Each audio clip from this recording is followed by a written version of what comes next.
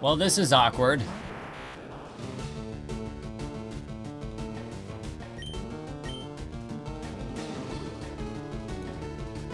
What's up, YouTube? This is MathWiz97, and welcome back to my Pokemon Fire Red Nuzlocke. Now I'm gonna say this straight up front. This is a grinding episode. Last episode I lost 3 people, so if I don't want to die, I have to do some training again. Otherwise, I'll get stomped by whoever I go up against. So I had a lot to go through. This episode is just entirely dedicated to grinding. If you don't care about that, then goodbye. You can tune in for the next one, I guess. For the rest of you who don't really care and just use this, throw it on in the background to just hear me talk or whatever, I've got more questions to go through and stuff. So one of these questions is, do you remember the first team that you beat your first Pokemon Elite Four with? I do not, unfortunately. However, I do remember one of the teams that I had at a point, because at one point in a Pokemon Emerald series, it was either Emerald or maybe it had been Sapphire, but I had a Blaziken, which I would just beat the Elite Four over and over and over again with, until finally I got it up to like level 90 something, and then I forget what else was on that team. Oh, I know I had an Aggron, because it was an Aggron. I had like, it had a bunch of weird moves, because Aggron can learn some weird moves that you wouldn't think a Steel Rock could learn, like Thunder. And did it have a water move? For some reason I feel like it might have, but maybe I'm getting a little... No, it definitely had like Thunder and Fire Blast or something like that. Weird moves that you wouldn't think it could learn, but it knew. Let's see, I had that Aggron, I had a Blaziken. None of the other Pokemon on that team stand out. But then eventually, I was able to migrate my Blaziken, well, that team, basically, any of the standouts, to my Pokemon Diamond, or actually it was Pearl, I think.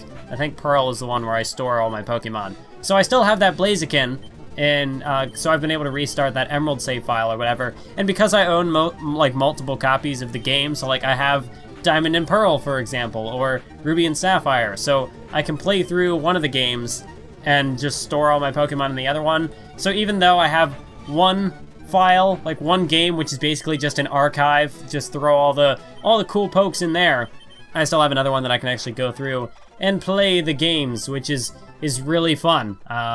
I really like that. It's not a strategy, but I like that idea that I can actually like have a spare copy of the game just to store everything in. Eventually, I need to get, apparently you can migrate to Gen 5, but it's a more complicated thing. Like, you have to go out and do some sort of mini game to get them. It seems weird. I haven't tried it yet, but then I have to do that and then use Pokemon Bank so I can transfer them over into the newer games, because eventually I would hate for that DS cartridge to go bad and then lose all my pokes. And I want them, I want to keep them. So eventually I need to get into Pokemon Bank and just transfer everything into the newer games, and then they'll be saved for another, I don't know, decade or so until technology becomes obsolete again, and then I have to migrate them again. But that Blaziken, I got so close to getting it to level 100. I think I was up to like I was up to level 97 or 98. And then I was like, screw it, this is taking forever, I'm just gonna rare candy. So in the end, I haven't actually built a Pokemon up to level 100 from scratch through just hard work. I made it so close, and then at the very end, I cheated. And that disappoints me, because I was almost there. I had done a bulk of the legwork, but no, I was just like, yeah, rare candies, because this is tedious. So I'm kind of sad about that. In your opinion, who won the legendary battle at Mount Silver? Red or gold? That's the thing, isn't it? Oh, it's always really cool, because you think of it, just the way the mechanic works out, that it's like a passing of the torch. You have Red, the protagonist of the previous game, and then you step up as gold, and then you take that spot as the top trainer.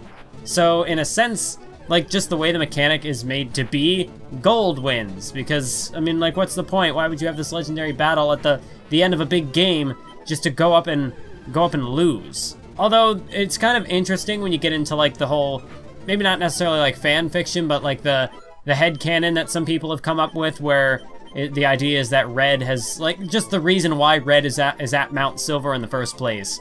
It's just really interesting to think that how his character just kind of goes into like a downward spiral, so to speak. Like he has nobody to challenge him, so he just leaves the Elite Four. He abandons his spot as the champion, and then that's when I guess Lance takes it over, and then you have Blue Green, his rival, doing whatever at a gym.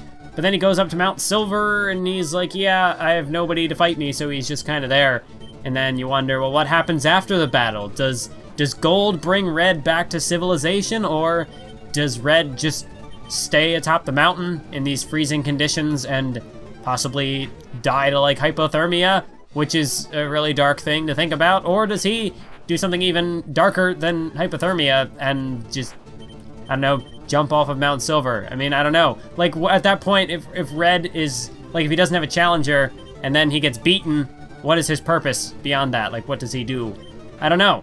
Because it'd be cool if you could, like, bring him back, and then you've got Red and Gold, and they could be, like, the ultimate, I don't know, make a spin-off Pokemon game. That's what you could do. After their ultimate battle on Mount Silver, you bring down Red and Gold, and then they get into some sort of hijinks, and then they are a tag team, and then you play a Pokemon game, and then they go to the Ore region, and they have to start from scratch, and then you have the double battles, you have Red and Gold working together, and then they conquer everything. That'd be a cool game, hastily thrown together by me. It sounds probably not as, the concept of it's probably not as, I don't know, I think the game and execution might be worse than the idea that I had, but hey, do you think there will be any main series Pokemon games on the Nintendo Switch?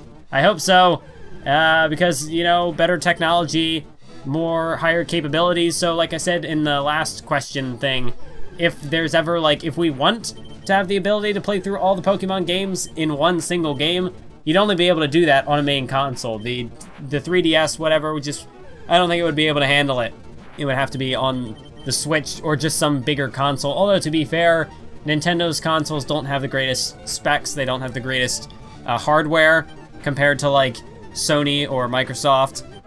But in the future, at some point, you'd have to think that they can maybe make it work. I think that'd be really cool. But even if that's not the case, just to have especially now that the Switch is kind of like it's like a home console mixed with the portable that was the DS. So in a way, you get the best of both worlds. So I think it'd be perfect to have a main series console or a main series Pokemon game on the Switch. It just makes sense to me because it's, like I said, it's the total package. You've got home console if you want to play at home. You can take it on the go.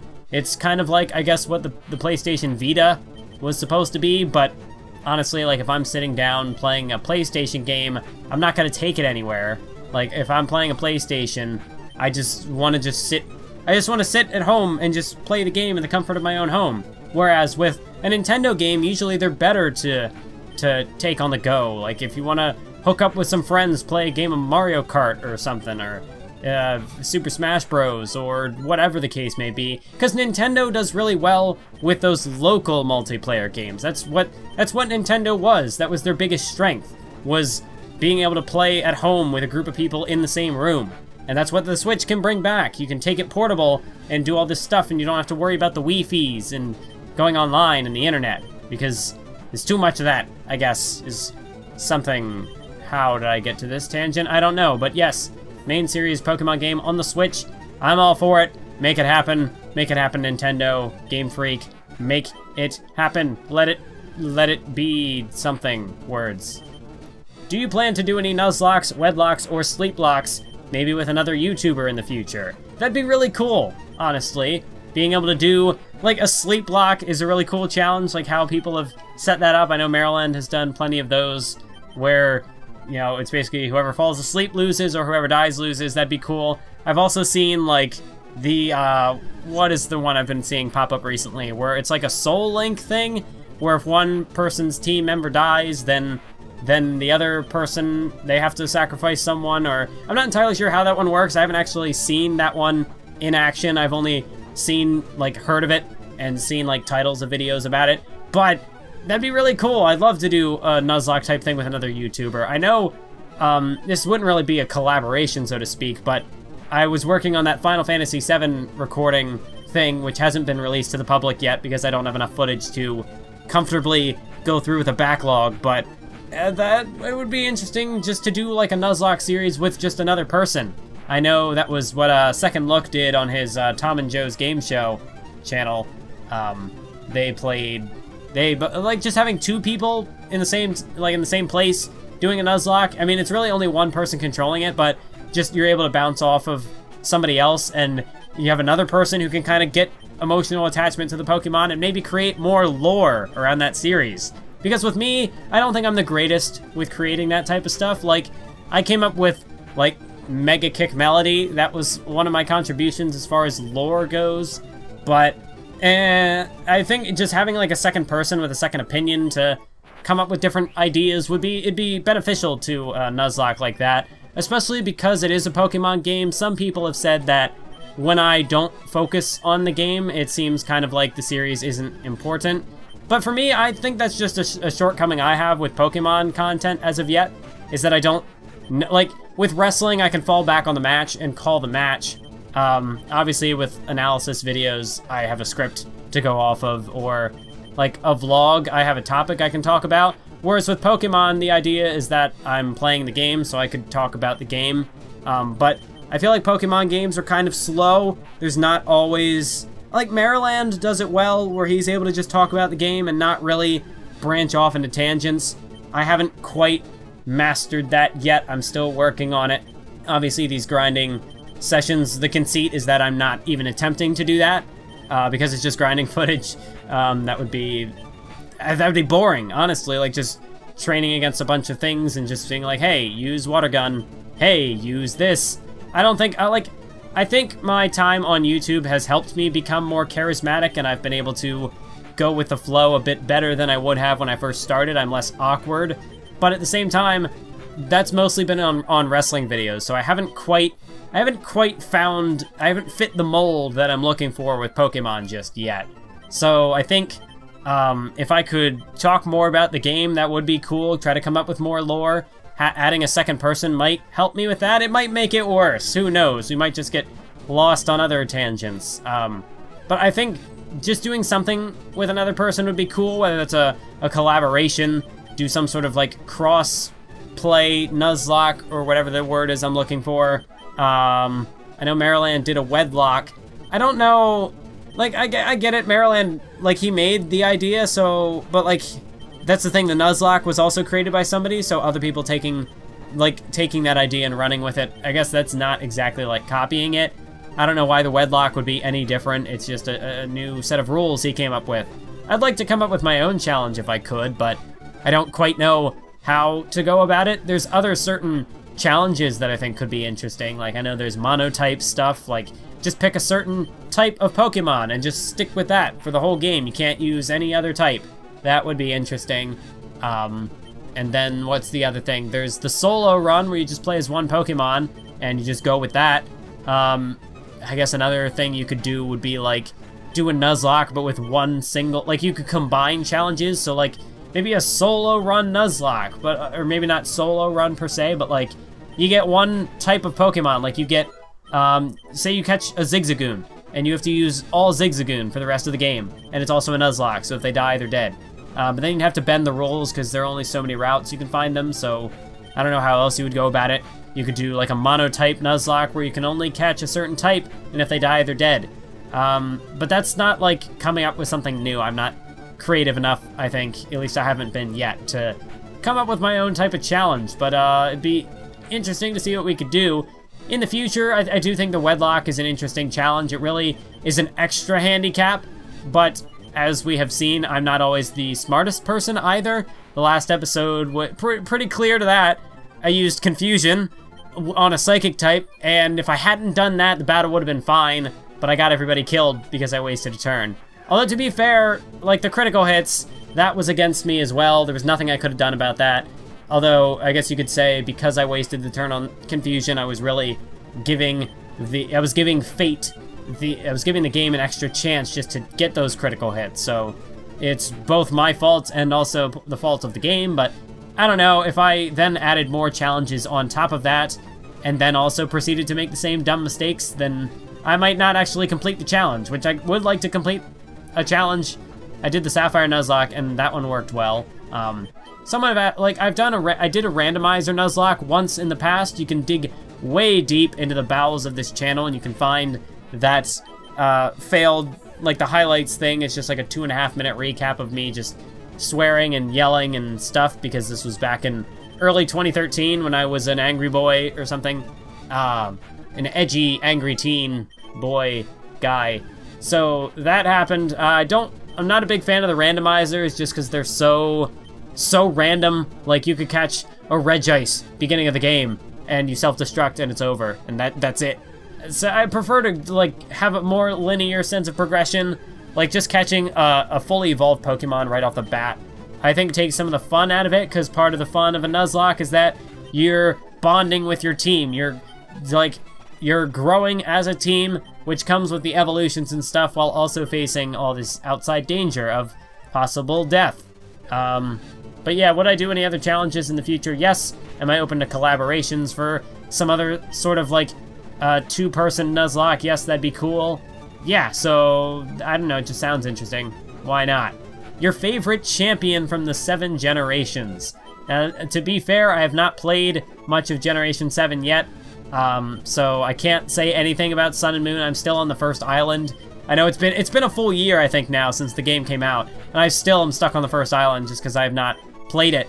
Which, no knock against Sun and Moon. It's not that I'm not interested in it. I mean, part of it is that I'm not, like, technically, I guess I am not interested in it. Just I'm interested in other things more than that. So it's not that I'm not interested in it. It's just other things take priority, like making videos. So, as far as the 6 generations, my favorite champion, I could go with the easy pick and say Cynthia, because Cynthia is a badass. Of course, in the first generation, having it be your rival is a really cool twist. Lance, Dragons, he's really challenging, but I don't think he has as much presence as some of the others. Steven, he was cool, of course. Gen 4, or Gen 3 rather, he was my the original champion I fought. He's definitely better than Wallace, who is just kind of there. But then in Emerald, like, at least Steven is like the bonus battle guy. Generation 5, oh, that's right, because Generation 5, you had to go through N and his father. So that was definitely an interesting boss battle. Generation 6, lame. Diantha was by far the worst, most least interesting of the champions that I've played against. I don't know, I might have to go with Gen 5, honestly, because even though I say that Gen 5 is my least favorite generation, simply because I don't have the same nostalgia for it because of the time in my life when it came out, but as far as the story goes, it is just phenomenal. And, of course, when I say the champion, we're not talking about the guy who, Alder, I think, was the guy who N brushes aside, and then you never really face him. He's just a pushover. But you get to fight N, and then you go up against Getsis, or Jetsis. I don't know how you're supposed to pronounce it. I always said Getsis, but it's got the GH, so who knows. But yeah, Generation 5 I think had the best. Because even though the rival thing had been done before, I just don't think that blue/green was as imposing of a rival as N. Because there was the philosophical, ideological clash between you and him. And you were kind of like, you're both sort of heroes, but you're on opposite sides of the spectrum, and then the heroes clash. It's just great. The story of Black and White was phenomenal. I love it. So of course I gotta go with, I mean, and the climax delivers a good payoff as well. So it's gotta be N from Generation 5. It was just top notch. If I had to give second place though, second place I guess is man, because Cynthia's really good. But I might have to go with, no, yeah, I gotta say Cynthia, actually. Make Cynthia second, because she's got a very imposing team, and she's also got a good presence about her, although she has more of an impact in Platinum than she does in Diamond and Pearl. Then I'm gonna go with your rival, because even though, the reason why he doesn't rank above Cynthia for me is that by this point you've already stomped him a number of times. So in that sense, he might... See, like, I don't want to undervalue the twist of your rival being the champion, but he's the least imposing, other than, like, Diantha, who doesn't have any presence, in my opinion. with him, like, yeah, you have history with each other, but a history of you destroying him because you're not allowed to lose to him. Otherwise, you can't progress in the game. So, yeah, it's like, hey, it's this guy I've beaten how many times? So you know what? I think I am going to put Lance above him. And then below your rival from Gen 1, I'm going to put Steven. And below Steven, I'm going to put Wallace. Just because, like, Steven is cool as well. Oh, you know, man, I don't know, because Lance shows up in the story and he does some cool things. Okay, you know what? Maybe I am going to put Steven above your rival as well, just because you get to work alongside Steven, but you don't actually get to face him. Whereas with your rival, you've already stomped him numerous times. You know exactly what team he's going to have. He just doesn't pose much of a threat. So, yeah, but I'm still going to put him above Wallace because Wallace is just... He's just like, oh, well, we can't have Steven be the champion again, so let's make it Wallace. Sure. Where should Gen 8 be based on? I don't know. I could give more of a stronger opinion on how excited I would be for a different location if I had played Generation 7, which I didn't really, but like Gen 6 was Paris or whatever, that was cool. Gen 5 was, I don't know. I actually don't know what any of the locations were for the first 4 gens. Maybe they were just fictional places. Maybe they didn't have real world inspirations. Although first gen was obviously the Kanto region of Japan, I think, was the inspiration. That's why it was the Kanto region. But yeah, Gen 8, I don't care where it's at, just someplace cool. Make it cool, make it happy. And what? Yeah, make me happy. Make it a good place, good environments. I don't even, like, it could be a fiction, it doesn't have to be inspired by anything. It could be a fictional place, and that's cool because it's Pokemon. Just as long as it looks cool, I don't really care where it is. And that'll do it for this grinding episode. Thank you, as always, for joining me. We'll catch you next time with some non-grinding footage. We'll get to the actual action, and back to the plot, as it were. So until then, keep on YouTubing.